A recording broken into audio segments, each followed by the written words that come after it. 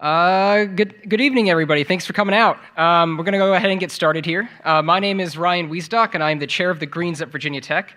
Dr. Smith is a visiting assistant professor of mathematics at Hampton-Sydney College, and I think you're going to be very fascinated by what he has to say. So without further ado, Dr. Smith. Thank you, Ryan. Thank you very much. I appreciate it. Good evening.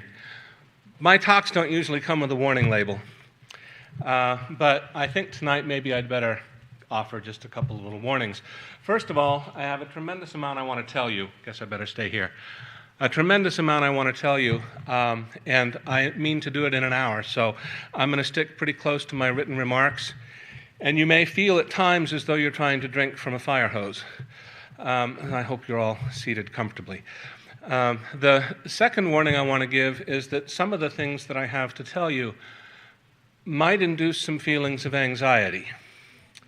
So kind of like when the doctor says, you know, this procedure might cause some discomfort, I think it's fair to give you that heads up because it helps to squelch the freak-out reflex, right? My purpose is not to make you feel anxious or negative at all. My purpose, in fact, is to have you leave here feeling optimistic about the dawn of a new human future. But we can't get to the dawn until we've gone through the dark night. And it doesn't help us at all if we go chasing after the fading light of the day that's coming to an end. So with that, I'll go ahead and kind of get going here. So the political humorist Frank Reed wrote that a leper is happiest when he knows why his fingers are falling off. Now, my own encounters with adversity aren't that fraught, but they do lead me to suspect that this is true. And assuming that it is, it's an easy corollary that if we're really going to enjoy the end of the world, whatever that means, then we should seek the best insights available into what's happened and what is happening and what is going to happen. But we do have a problem because the world has been ending off and on for almost all of recorded human history. Such insights are already too numerous. One or another version of the end is nigh has been a hit with nearly every generation, and each version has brought with it a narrative of what fundamentally is wrong and usually why it can't be fixed.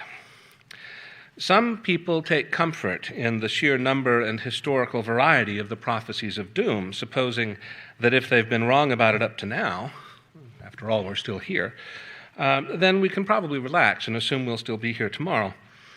But this attitude overlooks the frequency with which the end really has arrived. In fact, it always does arrive. Every great and small civilization before our own has ended one way or another. And some of those endings were abrupt and terrifying. It would be simple-minded to assume that we're special. But the problem remains.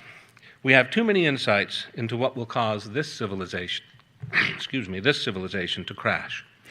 From Malthusians and millenarians to climate scientists and political and economic doomsayers, explanations for our present crises and likely ruin lie thick about us. Our first task, then, is to find a higher vantage, to pull the camera back in a kind of dolly zoom, keeping the subject of collapse near and clear while at the same time broadening our field of view to its natural limit. We may ask, what is a civilization? How does one come to be? How does it come not to be? Are there any general principles we should be aware of? What analogs exist in nature that illustrate these principles? What about examples from history? The most general class of things of which civilizations are an example is termed by scientists dissipative structures. Other examples of dissipative structures include living things like you and me, organized things like anthills and corporations, and many natural phenomena such as the sun, forest fire, and hurricanes. What each of these things has in common is that they rely on an available flow of useful energy to maintain themselves. Once a flux of useful energy is no longer available, self-maintenance fails, and the dissipative structure dissolves. The word for self-maintenance in this context is homeostasis, and the word for energy that's available for use by a dissipative structure is exergy. For instance, when a fire is sparked in the presence of a fuel source, the fire will grow until it is consuming the fuel as quickly as it can, and it will continue to burn until the fuel is exhausted. At that point, quickly or slowly, the fire dies and ceases to exist. The energy that was contained in the fuel still exists, but it's no longer exergy. As chemical energy, it was available to a process, the fire, that used it to grow and maintain itself. But that process dissipated the energy as diffused heat. It will never again be used to maintain a dissipative structure. The energy remains, but the exergy is gone. One can view the entire universe as a dissipative structure. In the beginning was the Big Bang, an explosive emergence of pure exergy that created time and space and all the stuff. Over the last 14 or so billion years, the exergy has been gradually dissipating as the universe expands and cools. Eventually, it is believed, it will end in heat death, a state in which there remains no exergy at all. The feature that is perhaps most characteristic of dissipative structures, including the universe itself, is their complexity. Complexity is a puzzling phenomenon. At least it puzzled me, and it often still does, in part because it appears to violate the laws of physics. In particular, the second law of thermodynamics states that in a closed system, entropy always increases. This principle says that order is never spontaneously produced from disorder. You can shatter the glass, but you can't unshatter it. You can't unburn the fuel, unwither the flower, unscatter the dandelion seeds. Once Humpty Dumpty falls, there's no putting him back together. But complexity, which is an apparent increase in order, arises spontaneously within dissipative structures. How can this be? It's because of rules. That is, it's owing to the fact that energy can only flow in accordance with rules. In purely physical processes like a burning fire, the rules are those of physics and chemistry, what are called physical laws. But any dissipative structure is the same in this respect. It dissipates energy from exergy into heat, and it does so in a manner that conforms to the laws that govern its nature. Rules give us complexity. In 1970, mathematician John Conway introduced what he called his game of life. It had nothing to do with the Milton Bradley game of the same name. This was an example of a type of mathematical model called cellular automata. It consists of a board laid out on a square grid. One is to imagine that this grid extends indefinitely far in all directions. The squares are called cells, and they may be either empty or colored in. In the simplest version, there's only one color, and a cell that is colored is said to be alive, and one that is empty is said to be dead. The rules are simple. If a dead cell has exactly 3 live neighbors among its 8 adjacent squares, then it comes alive in the next turn. A live cell with 2 or 3 neighbors stays alive. A live cell with more than 3 or fewer than 2 neighbors dies. In the example shown up here is a pattern that repeats itself every 4 turns, but which shifts down and to the right as it does so. This is called a walker, because it just kind of moves along across the thing over and over and over, repeating the same pattern. A pattern like this in Conway's game of life is a dissipative structure. In order for cells to change at each turn, calculations must be made and the board updated. This costs exergy. In the case of this particular example, it's in the form of electricity flowing through circuits. No electricity, no game. But the reason it's interesting for this discussion is because it illustrates beautifully how complexity arises in dissipative structures. Start off any board with a few randomly colored squares and let it run. And there's no knowing what you might end up with. Most of the time, it doesn't do much. The cells either all die or fall into some repeating pattern. But occasionally, something curious happens. Sometimes, very intricate patterns are created. Sometimes these patterns grow, or move about while maintaining their structure, or even reproduce themselves, or procreate other patterns that in turn have interesting properties. In this brief looping animation here, the little white specks are the live cells on a grid that's almost too small to see, and the patterns are produced as several dozen turns are calculated in the space of a second or so. Recently, it was learned that a programmable computer can be made as a game of life pattern, and indeed there appears to be no limit to the complexity of systems that can arise, all from the bare handful of rules that govern how energy is expressed as it flows through the structure. Watching the patterns emerge gives one the uncanny sense of something actually alive. It should be noted that the amount of exergy required to produce the patterns is not constant. Efficiently programmed, any given instantiation of the game of life makes only as many calculations as are required for each turn. A pattern that grows in size and varies continuously will require an ever greater number of calculations at each stage. These calculations cost exergy.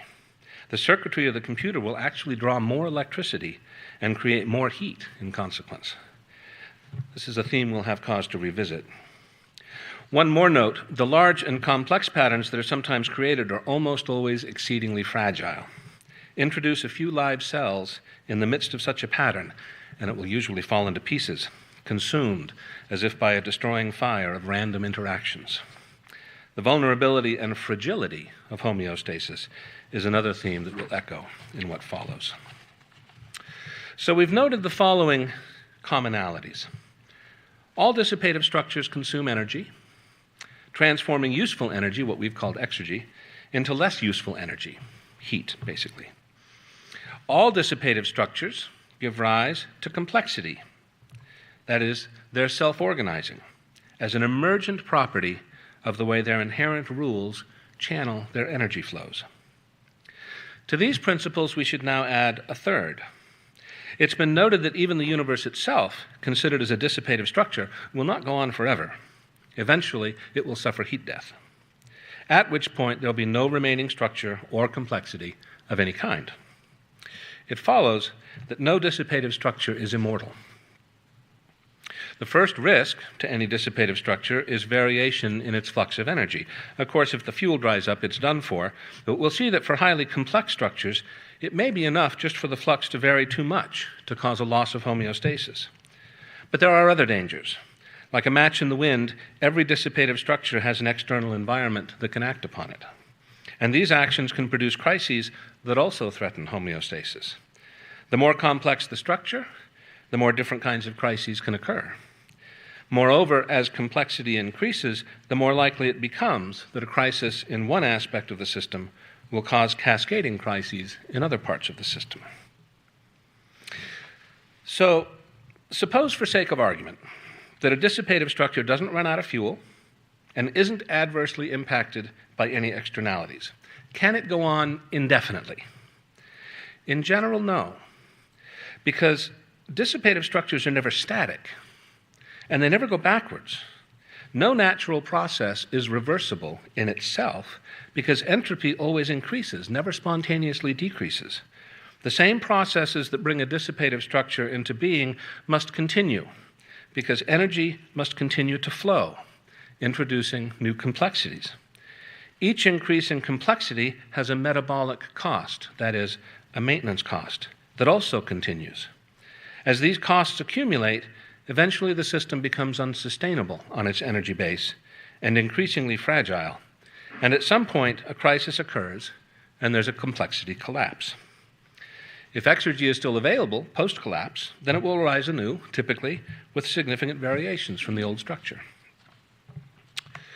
The biologist Eugene Odum, who wrote the first American textbook on ecology, described how this process occurs in ecosystems. He termed it succession, and it's defined by three properties. It's an orderly process of community development. It results from modification of the physical environment by the community. And it culminates in a homeostatic ecosystem in which maximum biomass and symbiotic function between organisms are maintained. Maximum, that is, per unit of energy flow. Nature always optimizes. To repeat, self-organization is directed towards achieving as large and diverse an organic structure as possible within the limits set by the available energy input and the prevailing physical conditions. Once homeostasis is achieved, the ecosystem is mature. However, eventually the ecosystem succumbs to its own fragility. A small perturbation in climate, or a fire, or the evolution of a disruptive or invasive or parasitic species, and all the intricate specializations that led to optimization of the ecosystem structure become, in turn, the cause of the system's failure. In the long view, this is not a tragedy, but an essential component of the evolutionary process. It's precisely the story of life on this planet, with its breathtaking diversity, not only across continents, but across time. Notice that in odom succession, no organism controls or directs the ecosystem's development. Each organism behaves in accordance with its own nature, affecting and affected by the other organisms, yet the result is a tightly integrated system in which each organism depends for its own existence on the system as a whole. When the system fails, the individual organisms mostly die.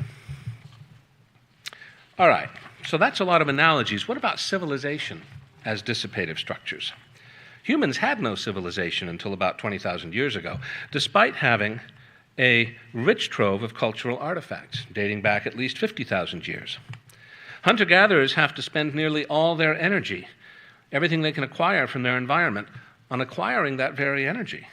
Most animals, prehistoric humans included, spend most of the energy they get from food on the task of acquiring more food. The ratio of the totality of energy acquired to the energy cost of acquiring that energy is called EROI, for energy return on investment. For living things, it's generally always between 1 and 2. That is, the energy they must spend getting energy is not a lot more than the energy they get. Less than 1 means starvation. Closer to 2 means further growth and development is possible, since there's excess energy available for it. The EROI on hunting-gathering is between 1 and 2, just high enough to permit maintenance of a kinship group, reproduction, and the fashioning of a few implements and decorations. The cultural sophistication can be impressive, but the level of social complexity is essentially 0. There's only enough excess energy for the complexity shown here. No intermediate levels of authority between the lowest and the highest ranked members, very little specialization, and only limited forms of interaction with other groups. It wasn't until around 12,000 years ago, when humans first started to domesticate both animals and plants, that their EROI increased sufficiently to allow a burst in social complexity. Population sizes also expanded. In fact, population seems to always closely track energy return on investment. Agricultural communities were able to store and process food in greater quantities, creating enough excess energy that some could be spent on dwellings, complex tools, and increasing specialization, including roles not directly involved in food production, that is to say, in energy acquisition. As farming techniques improved and more productive breeds and plants of plants and animals were cultivated, EROI rose as high as 4 or so. Not only were all the present needs met with plenty to spare, but embodied energy in the form of preserved food and tradable goods could be accumulated. This development introduced 2 new wrinkles. First, it was very common for a community to overexploit an agricultural area, resulting in reduced yields over time, what's called diminishing returns, and that results in a reduced EROI. Second, successful communities were an inviting target for raiders. These features play a significant role in the next leap in complexity, from agricultural communities to agriculture-based empires.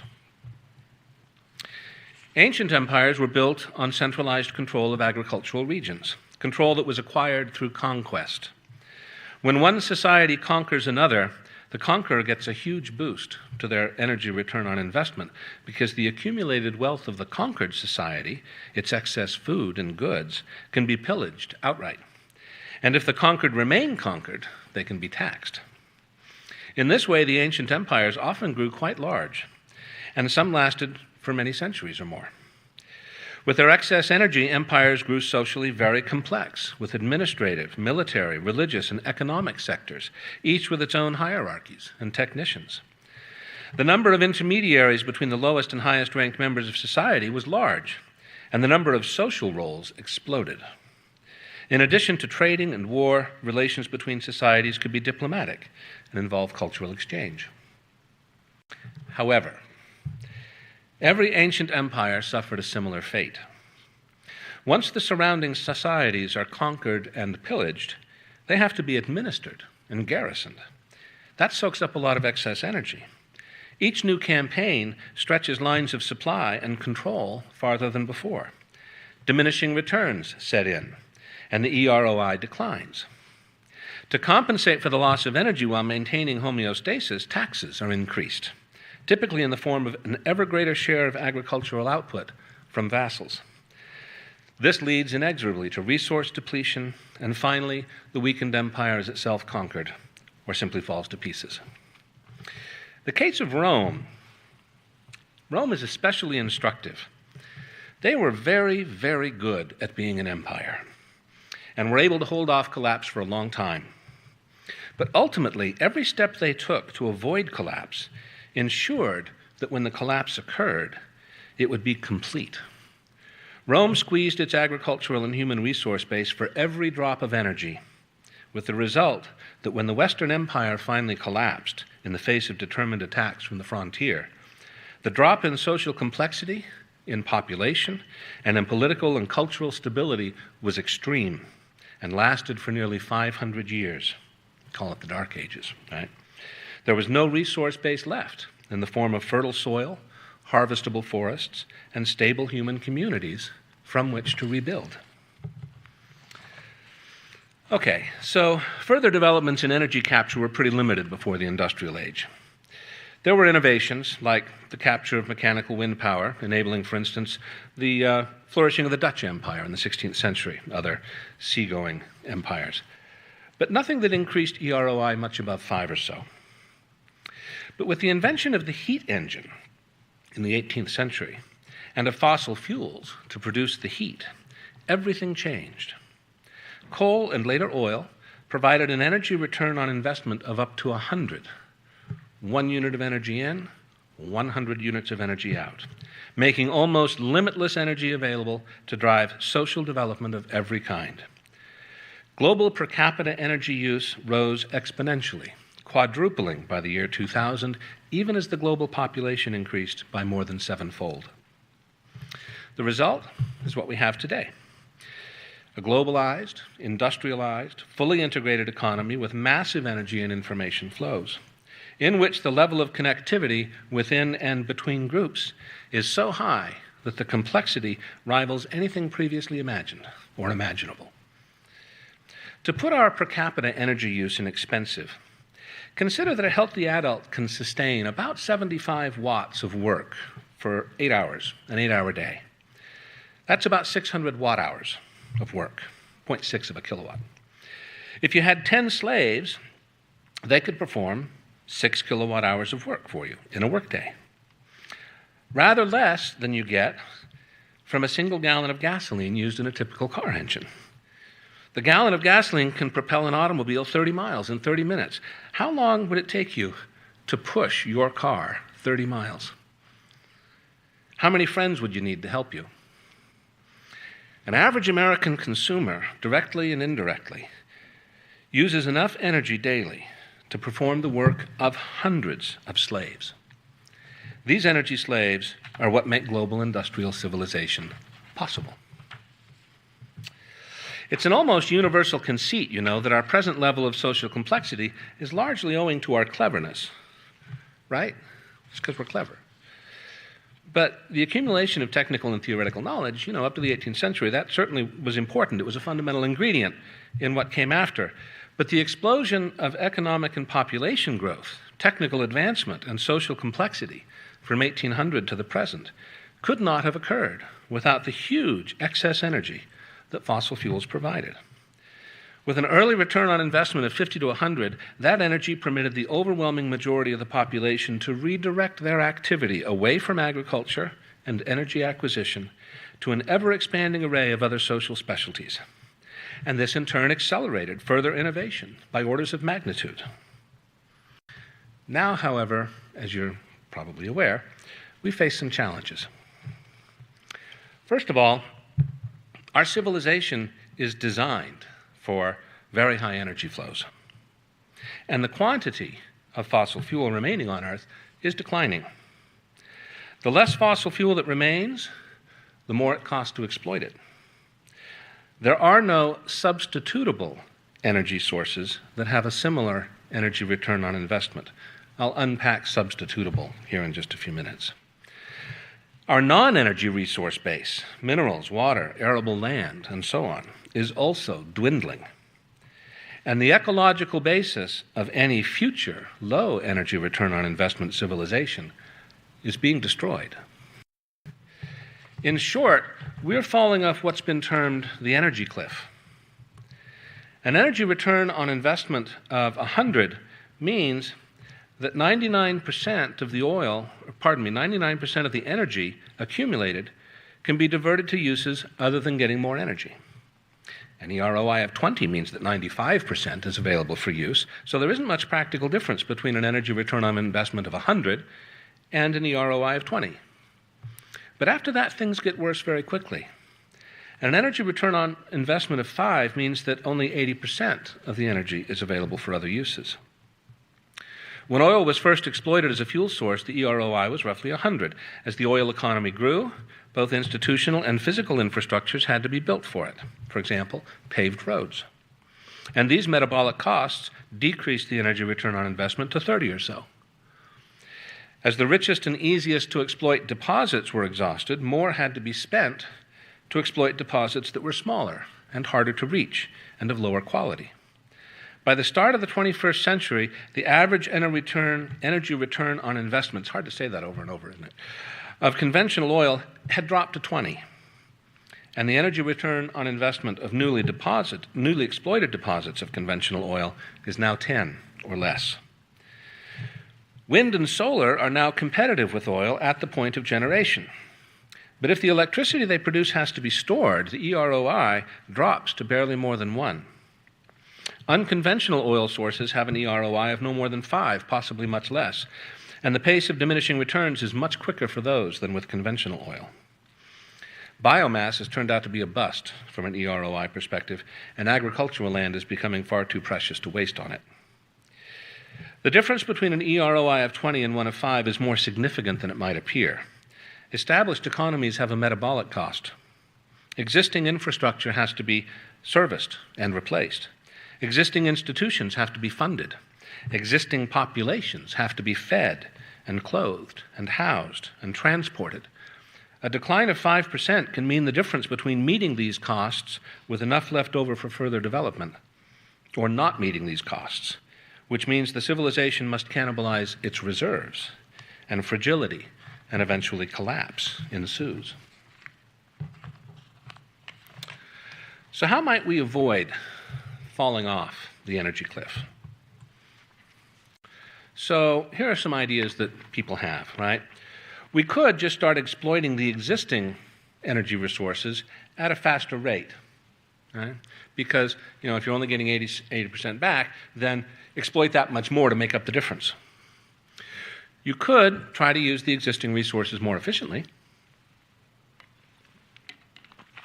Or maybe you can make the existing economic and social orders less energy intensive, so they need less energy. And of course, you want to try to find new energy sources to replace the existing ones. Unfortunately, what we're going to see here is that none of these options is actually available. Consider exploiting fossil energy at a faster rate. So, conventional oil and gas production peaked globally about 10 years ago. In the United States, it peaked about 40 years ago. And it can't be economically increased because the cost of expanding the drilling and refining infrastructure to increase throughput can never be recovered by the value of the remaining oil. We could increase coal, but only at severe environmental cost, even before climate change is considered. And that supply, too, will peak before very long. Shale oil recovered through fracking already has too low an ROI to make it profitable to extract. This is kind of an open secret in the financial press. I don't know if you've been following, but there's a $250 billion investment in oil shale and gas fracking that these pipelines are being built for. None of these companies has ever made any money. It's this huge debt bubble. Anyway, and they have a devastating ecological cost, of course. Continuing to release greenhouse gases at our present rate, let alone an accelerating rate, puts the planet on track to cross climate tipping points, possibly within a decade. that will probably result in near-term global extinction of most life, including us. And carbon capture and sequestration technology and so-called negative emissions technologies, not only are they unproven, but they'll reduce the energy return on investment to 1 or less if we implement them on a wide scale.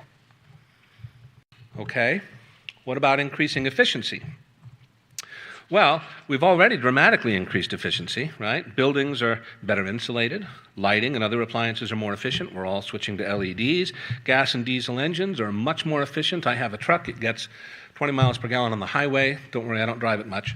But the one that I had, or I should say that my dad had many years ago, that got 12 miles to the gallon, so that's a big improvement.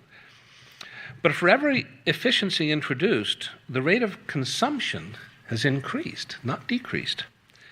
This is called the Jevons paradox, and it's an observable feature of natural economies.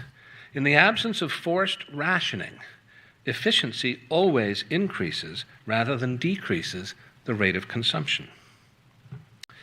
Also, increasing efficiency requires the development of new technologies, new kinds of motors and devices, new lighting technologies, and so on. New technologies require research and prototyping and then capitalization in the marketplace, and each of these steps demands an energy budget. And there are diminishing returns on innovation, so that each new increment of technical progress requires more energy on average than the ones that came before. And the rate of increase is exponential. I mean, think about the inventors in the early 20th century, Edison and Tesla and so on and so forth. They were grabbing the low-hanging fruit, right? If you look at the, back in the record, this is something that Tainter did when he did his business on the collapse of complex societies. Look back in the patent office records, and you'll see that there were a lot of patents given to individual inventors, individual researchers. That almost never happens anymore because those easy-to-get innovations have been gotten. Not only has the rate of new patents slowed down, but the size of the teams and their budget that get those new patents, that's exploded. It takes a well-researched department of a dozen people to come close to finding a new patentable technology. So that's diminishing returns. What about making the existing economic and social orders less energy intensive? Well, as we noted, efficiency isn't going to do it. And really, we can't achieve much beyond the efficiency we've already achieved. More people could insulate their homes, but that's about as good as it gets. Consequently, the only way to make the economy use less energy is to unwind its complexity. And this is impossible to do in a deliberate fashion. I'll explore the reasons why after dealing with alternative energy sources. So here they are. There's actually only 4 primary sources of energy on Earth: solar, tidal, nuclear, and geothermal. Fossil fuel isn't an energy source. Fossil fuel is an energy carrier. Basically a big battery that the sun charged up over hundreds of millions of years and which we've now drained. The battery can be recharged, but only on geological timescales. So for human purposes, once we've drained it, that's it. Geothermal energy has not been exploited up to now in any meaningful way because the engineering challenges are too great to make it economical. Tidal energy, which is caused by the relative motions of the Earth, Moon, and Sun, and Albert Einstein, has likewise not been exploited for the same reason. Nuclear energy, in principle, is ideal. It's the old thing about, in theory there's no difference between theory and practice, but in practice there is. It produces almost unlimited electricity at what ought to be manageable cost, but it hasn't turned out that way. Because of the cost of building and decommissioning fission nuclear plants, and because of the enormous risks they represent, no nuclear plant has ever stood on its own economically.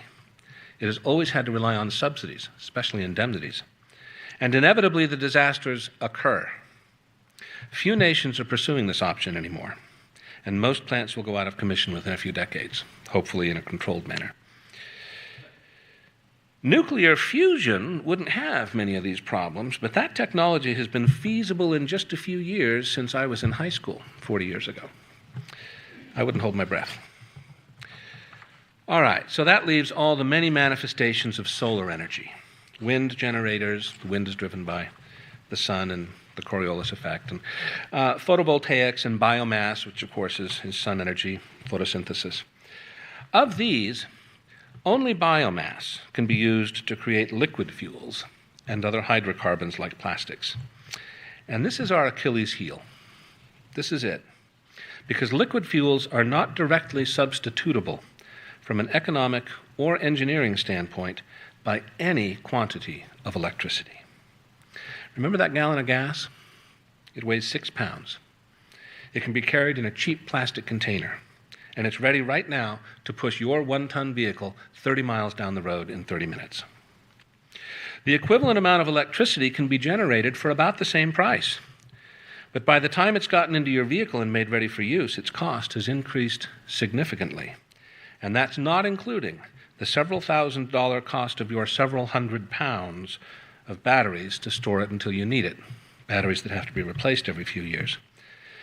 Those batteries, in turn, require large amounts of an element, lithium, which is presently cheap and fairly abundant, but which is extremely expensive to recycle. There's about enough of it in known reserves to replace the entire fleet of cars around the world exactly once, and then it'll be gone. But that's not the worst part. The weight of batteries needed in a vehicle is a function of the gross weight of the vehicle times the distance it has to travel before recharging. For your car, it's a solvable problem. For freight, the problem is not tractable for long distances, because the further freight has to be carried, the heavier the batteries that have to be carried along with it, which leaves less and less room for the freight. There will be no long-haul trucking or shipping using batteries, and short-haul freight is going to get a lot more expensive. Trains can be converted, of course. They're basically already electric. It's just that the generators are fueled by diesel. They're basically, so if they don't carry the energy with them, the battery problem, then they've got to be wired up. And they're doing this in Europe and Japan and other places. I won't go into details, but nobody's yet figured out how to affordably retrofit our 140,000 miles of rail to be electric. Okay, what about hydrogen? A lot of people have talked about hydrogen. Hydrogen can be isolated from water by electrolysis using electricity, stored, transported, and burned in an efficient engine whose only pollutant is water. That's a very nice deal. But hydrogen isn't an energy source. Hydrogen is an energy carrier. The conversion of solar to electricity to hydrogen to locomotion is expensive, and it has an overall efficiency of only about 30%. But transporting and storing hydrogen is where the real problem lies. Hydrogen is very light. It's a very small molecule, much harder to contain than petroleum. And it's explosive. Most of us aren't old enough to remember the Hindenburg. I don't know if anyone in here is old enough to remember the Hindenburg. That was a long time ago. But you all know about it, right? Google it if you don't know about the Hindenburg. Dangers of hydrogen. At a minimum, after conversion to hydrogen-based transportation, moving stuff and people around is likely to be an order of magnitude more expensive than with liquid fuels. And before that is possible, the rate at which electricity is produced from wind and solar has to be increased by a factor of at least 150 over what it is right now, just for transportation. And the entire infrastructure, petroleum-based transportation, has to be replaced by a new electricity-based infrastructure. The cost would be several times any previous industrial initiative in human history. And we have to do it while at the same time reducing our overall energy use. What about biomass? It's really not worth discussing. Its EROI is about 1, and to produce enough liquid fuel to run the transportation sector, we'd have to switch more than 3/4 of available agricultural production to fuel production instead of food. Food, trucks, pick one. So, my friends in the Green Party and other supporters of the Green New Deal, which I'm sure you've all heard about now, are going to be distressed to learn that the situation for grid electricity from renewables isn't a whole lot better.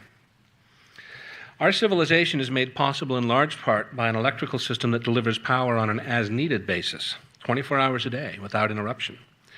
The wind doesn't blow, and the sun doesn't shine on our schedule. So electricity generated from these sources isn't dispatchable. To maintain the grid without fossil fuels, and that's the goal of the Green New Deal, to maintain the grid without fossil fuels means that the generating capacity has to be much higher than the average demand, and the excess has to be stored somehow so that it can be fed back into the grid when the sun isn't shining and the wind isn't blowing. Now, there are all kinds of technologies being explored to do this, But numerous studies show that it increases the cost per watt of dispatchable electricity by an order of magnitude. So pause for a minute and think about your electric bill. In fact, just think about your whole utility bill, so electric, gas, if you use it. Add into it any gas that you buy every month. Add up all those numbers. You got a figure in your mind? Okay, now put a 0 on the end of it. That's your new household budget for energy. But it's actually worse than that, because embodied energy is in everything we buy. Consider a box of cornflakes. From planting, to growing, to harvesting, to processing, to packaging, to shipping, to point of sale, and finally to your kitchen cupboard, there are energy inputs at every step. At least half are from liquid fuels. On average, a calorie of food produced in our agricultural system requires at least 10 calories of fossil fuel energy to produce it and deliver it to your body. In other words, the energy return on investment of food in this civilization is 1/10. 10 units of energy in to get 1 unit of energy out. 90% of the energy cost in our food isn't supplied by the food. Considering just the increased cost alone, replacing the fossil fuels in our food system with renewable sources puts the price of food out of reach for almost everyone. And what is true of food is likewise true of every other commodity, from the house you live in to the socks on your feet. So when we say there's no replacing fossil fuels, we don't mean there aren't replacements. There are. There just aren't any for this civilization, because the energy capture strategy that built it has failed. And that brings us to the final point about energy. Can we go backwards? Can we somehow decomplexify or reconfigure our system to not need fossil fuel anymore? After all, we might not want to party like it's 1899, right? But can we get back there if we have to, or at least to some neo-modern version of the same level of energy consumption? That is, without collapse. Consider that box of cornflakes. The corn that's in it is not the same corn we grew even 40 years ago. Part of the Green Revolution that doubled food production since 1970 was the development of varietals that put most of their metabolic resources, the plant's metabolic resources, into the aspects of the plant that serve our needs. The corn kernels of today's corn are plump and full of sugar, and there's many more ears per acre of corn. To achieve this, the plant uses less of its photosynthetic energy on developing roots, on being disease and pest resistant, being drought resistant, and so on, and directing it instead to the fruiting parts. The benefit is that the plants produce more human edible food. The cost is that without fossil fuel-derived fertilizer, irrigation, pesticide, and herbicides, the plant isn't a viable food crop. It can't stand on its own. Indeed, the entire agricultural system across the planet is dependent on fossil fuels in just this way. Subtract the fossil fuels, and we have to go back to varietals that are much more robust, but which in consequence produce less food. It means widespread famine, even in rich countries. There is a solution in the long term to the agricultural problem: return to small-scale, regenerative, localized food production. Studies show that really is the way to maximize food production, and it has many other benefits, like mitigating climate change. But doing this means reversing generations of previous migration off the land and into the cities. How many of you know how to farm successfully on a small scale, with your own hands and the help of a few animals for machinery? I don't. But I've learned from living on 5 acres of my own these last 10 years that it's not something you just pick up. It's viscerally challenging to forge a living out of the land without engines and chemicals. In a like manner, getting people out of their private steel chariots and living locally means redesigning all of our communities, urban, suburban, and rural, upending all of our current transportation and distribution infrastructure. People just don't know how to live that way. And you're not going to persuade them to try, which means that these changes won't occur until long after the energy to make those changes is gone. In fact, it's mostly already gone. Like any natural ecosystem, the human-made ecosystem of civilization can't be willfully manipulated by its constituent pieces. It can't go backwards.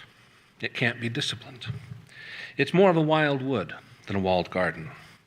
Our only alternative is to accept that we have already seen the climax stage of this civilization. We're now headed back down the entropy loop. So when are we supposed to start enjoying this? I did promise, right? All right.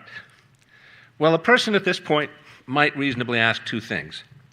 First, how do we know collapse is really going to happen?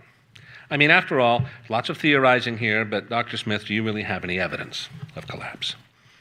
And secondly, when do you think it's going to happen? Well, these are two questions with one answer. The answer to both questions is the collapse is already underway. And the evidence that this is so is conclusive.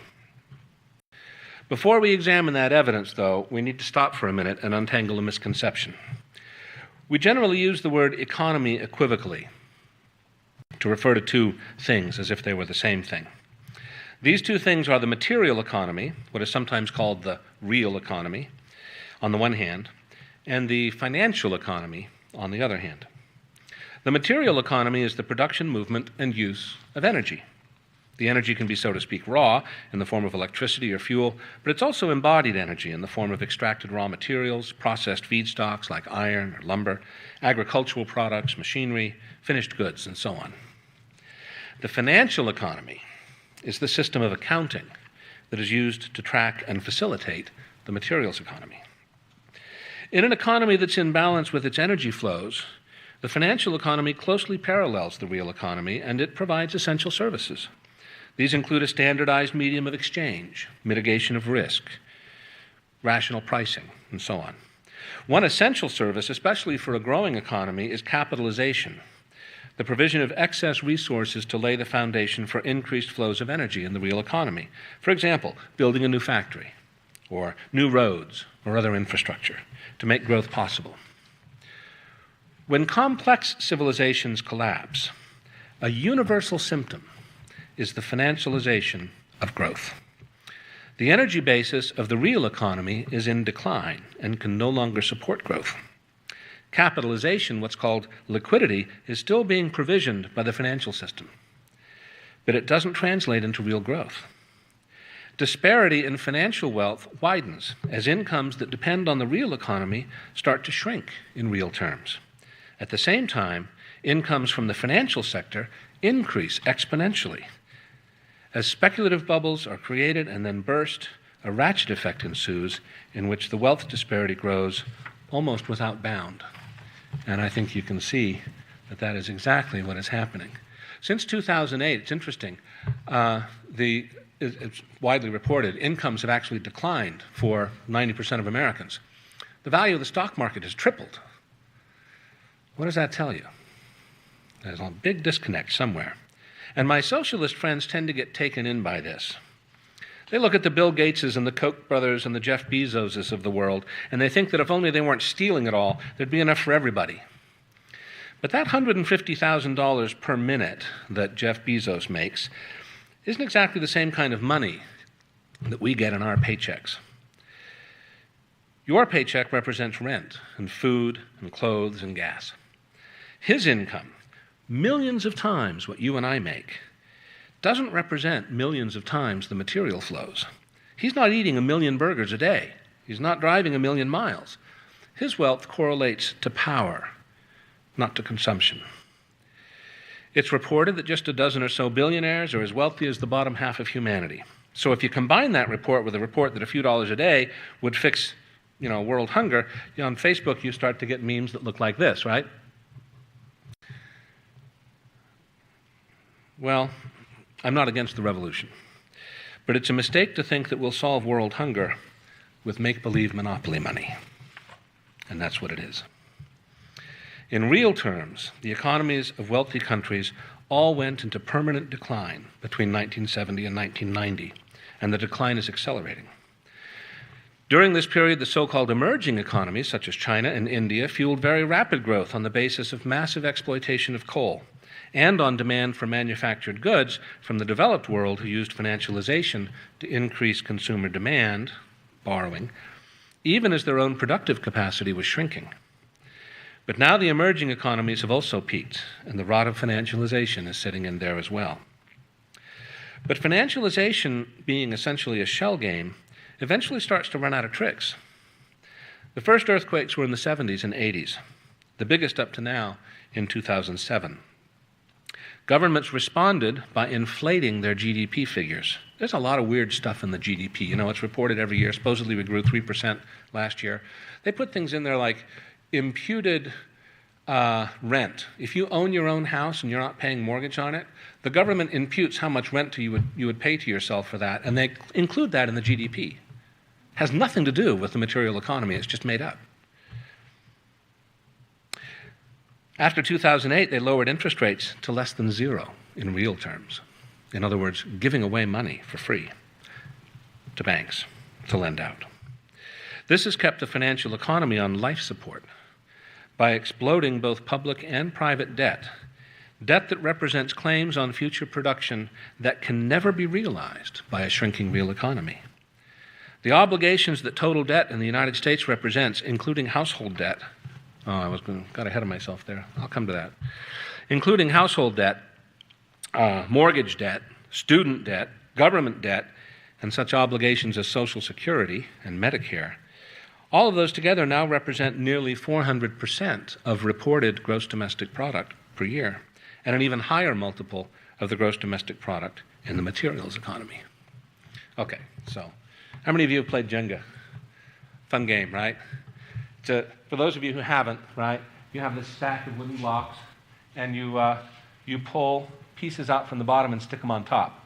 It's a beautiful metaphor for financializing the economy, because it gets higher and higher, but it gets more and more unstable, right? And as you're watching it, you know, as it starts to go back and forth a little bit, and with each new turn, you're just certain it's going to fall, and then it doesn't, and then finally it does, and there's like this sense of relief, right? So that's kind of our metaphor here.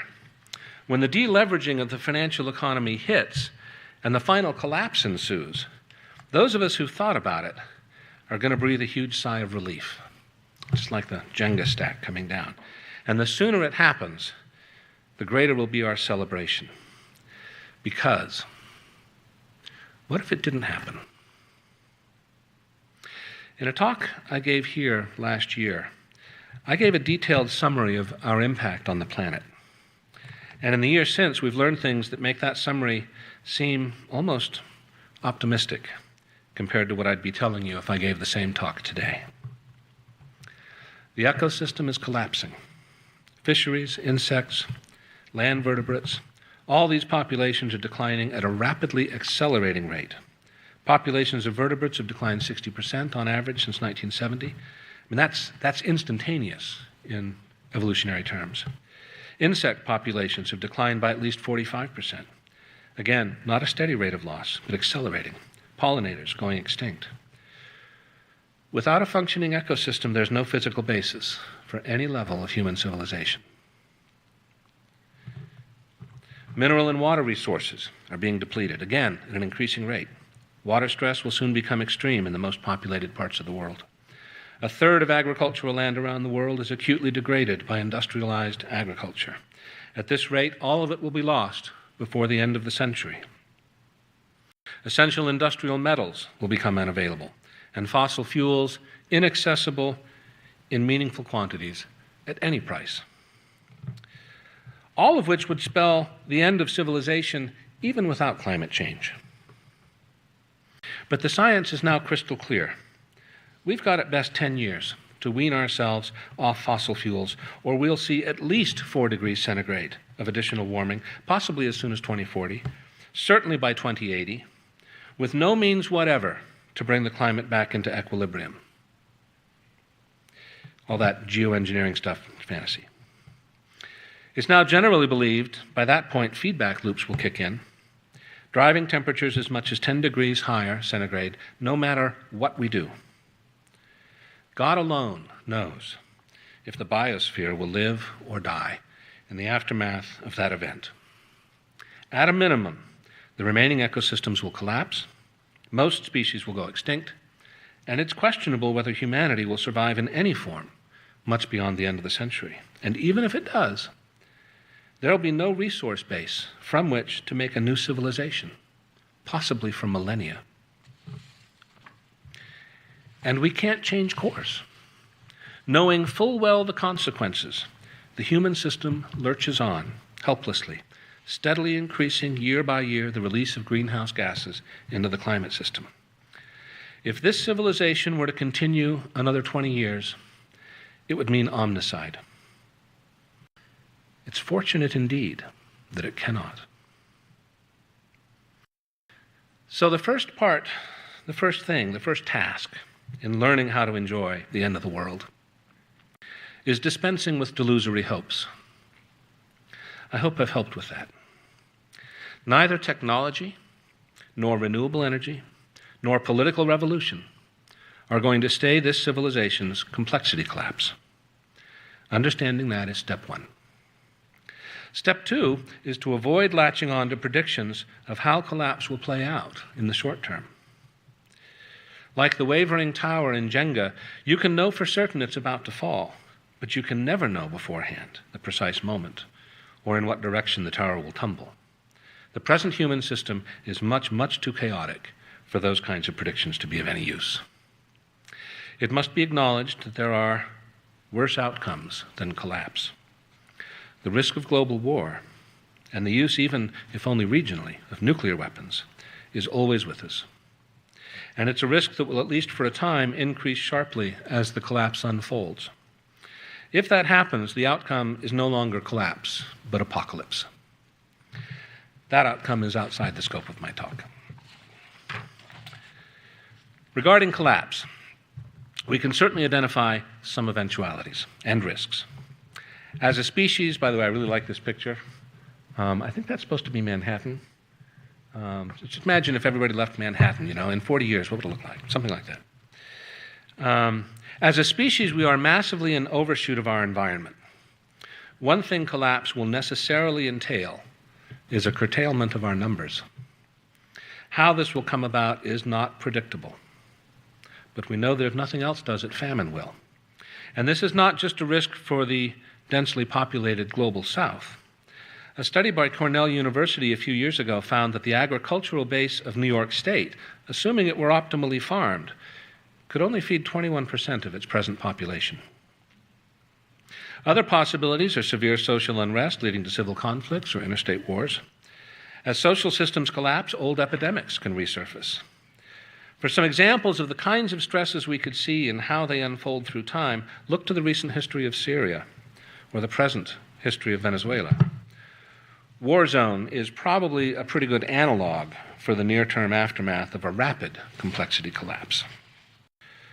So, to achieve our goal of enjoying the end of the world, we need a new way of thinking and a new way of being. I really like this meme. The people who come through to the other side and build the new human future will not be the preppers with their bunkers and their ammo boxes.